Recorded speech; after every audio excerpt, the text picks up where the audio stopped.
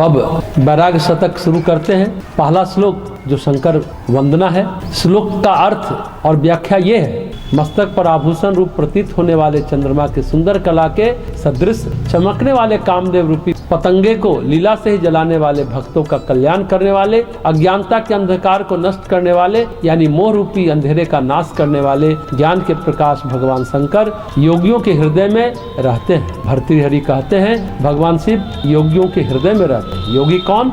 कुछ लोग कहते हैं भगवान शिव। भगवान शिव शमशान में रहते हैं। शमशान वह जिसमें संसार जल गया है। संसार का मतलब यह नहीं धरती आसमान है, संसार का मतलब यह है संसार और सांसारिकता का प्रपंच जल गया, इच्छाएं जल गई, ऐसा मोह का अंधेरा जो जल गया है उसे भगवान शिव विराजमान है और उनके सिर पर है चंद्रमा जो शीतलता प्रदान करता है। यह भगवान शिव की लीला है। भगवान शिव के सिर पर चंद्रमा चमकता है। अपने यहाँ शास्त्रों में कहा जाता है जो द्वितीया का चंद्रमा देखता है उसके सभी पाप नष्ट हो जाते हैं, कसाय कलमश नष्ट हो जाते हैं। भगवान शिव ज्ञान की किरणें, ज्ञान का चंद्रोदय, अमृत वर्षा करने वाला चंद्रोदय और भगवान शिव के गले में विराजता है वासुकी सर्प। यह सर्प जहर उगलता है। राहु और चंद्रमा का ऐसा योग कहीं देखने को नहीं मिलता। साक्षात राहु है सर्प और अमृत है चंद्रमा। ध्यान से समझने की बात है। राहु नीचे है और ऊपर चंद्रमा है। यहाँ चंद्रमा राहु पर अपना प्रभाव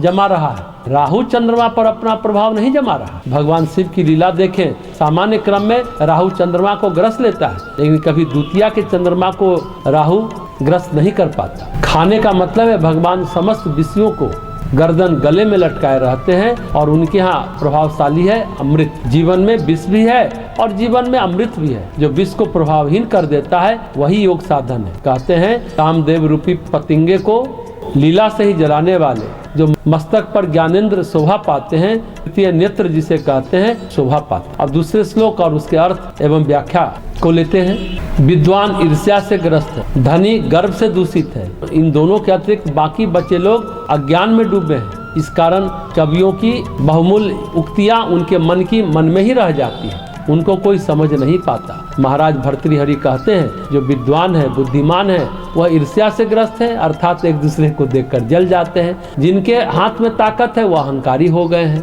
यही कारण है जो ज्ञान की बातें हैं वो उनके द्वारा दिए जाने चाहिए, वह मन में ही दम तोड़ लेते हैं। वे न किसी को कुछ कहकर राजी हैं और न ही सुनकर। भर्तृहरि कहते हैं कि बुद्धि की कथा कहनी हो, ज्ञान की बातें कहनी हो तो किसे बताया जाए। जो समाज का श्रेष्ठ वर्ग है वो ईर्ष्या से ग्रस्त है, बाकी लोग अज्ञान में डूबे हैं। कहे तो किससे कहें, बात करे तो कैसे करें, किससे करें, कोई सुनने वाला नहीं है।